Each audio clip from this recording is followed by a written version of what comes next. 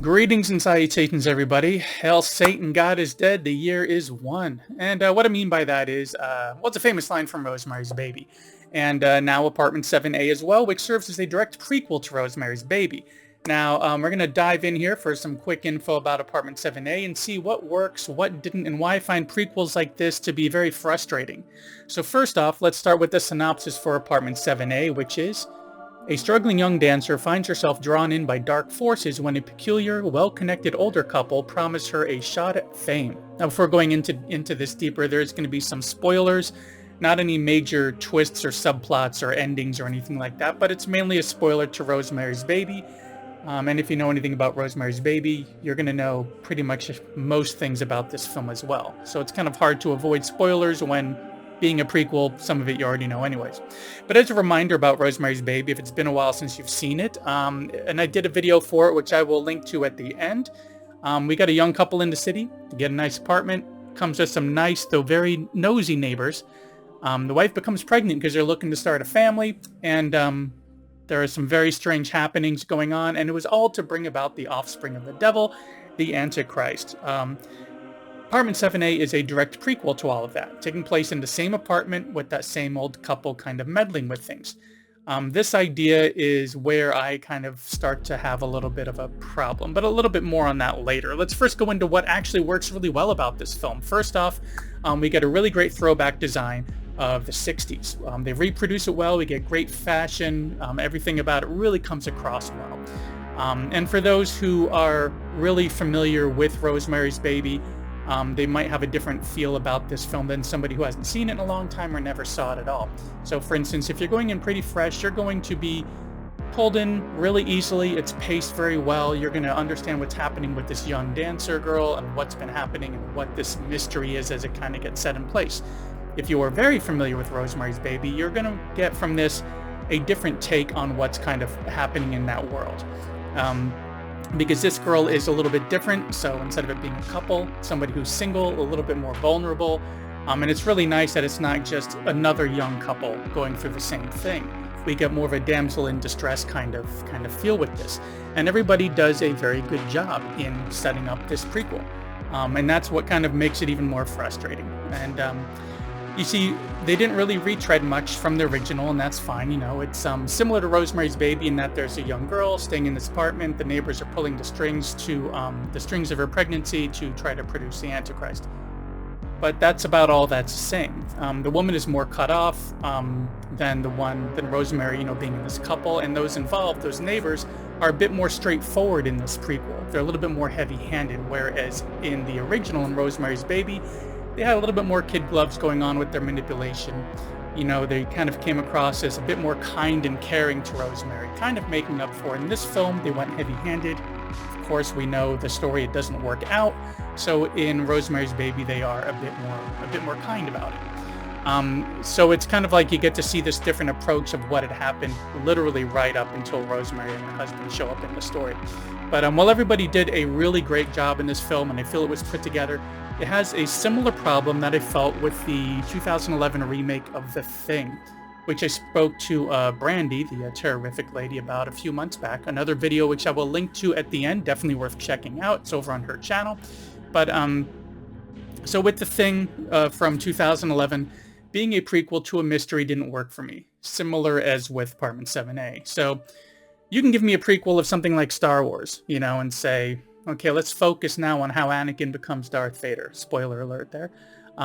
Since the original trilogy didn't really hinge on the mystery of who Vader was so much as how are the good guys going to win.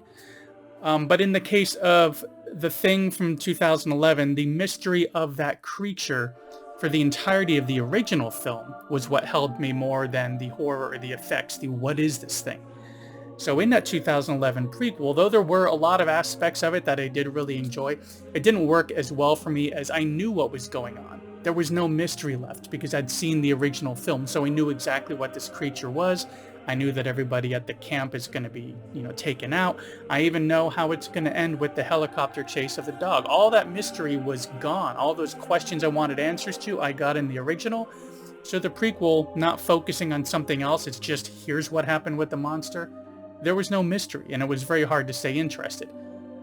Apartment 7A has a lot of similar feels as a prequel. Now, I already know where the story's going to go. God is dead! Hail Satan lives! The year is one! The year is one! God is dead! And the mystery isn't really there at all. Though, as I said, the film is done very good. You know, it's done very well. But without that mystery, where this is going, who this old couple is, what's the deal with her pregnancy? Is she having hallucinations? Is she going to be safe? With all of that not in this film to look forward to, all you have left is where the story is different from the original.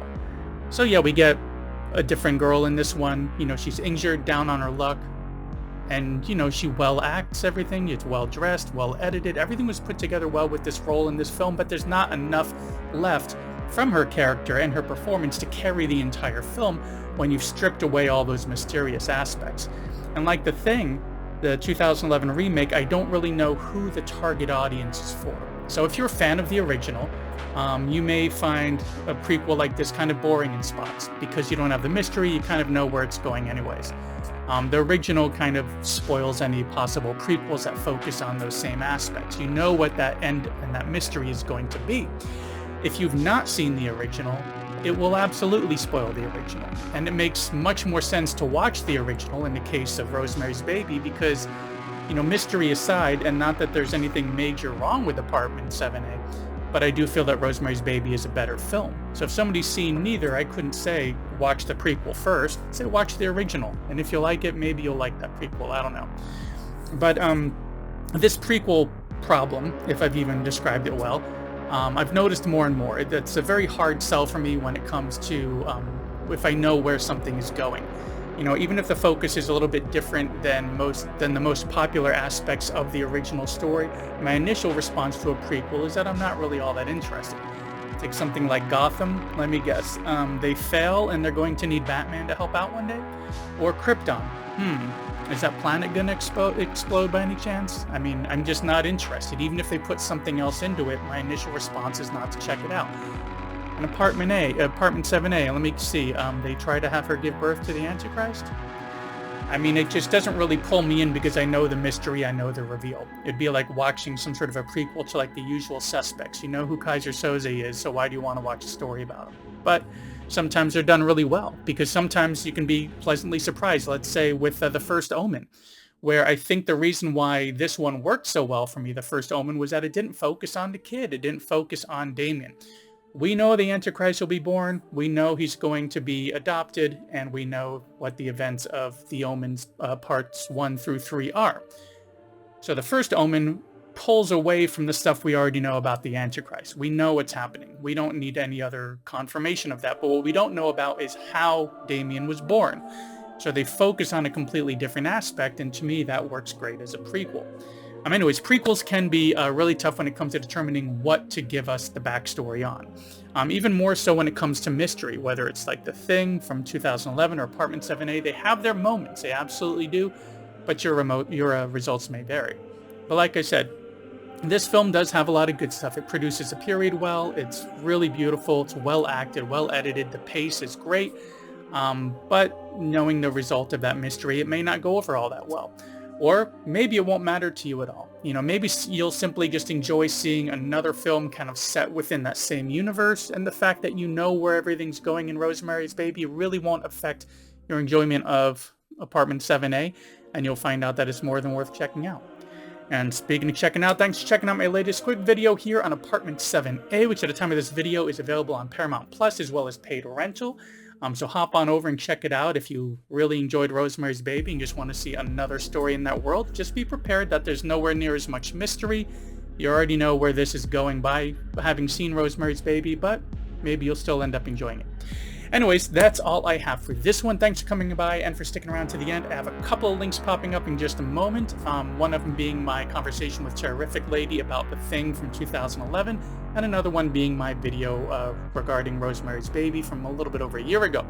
If you enjoyed this content, please give me a thumbs up and consider subscribing if you're not already subscribed. Thanks for coming by, and I will see you in the next one.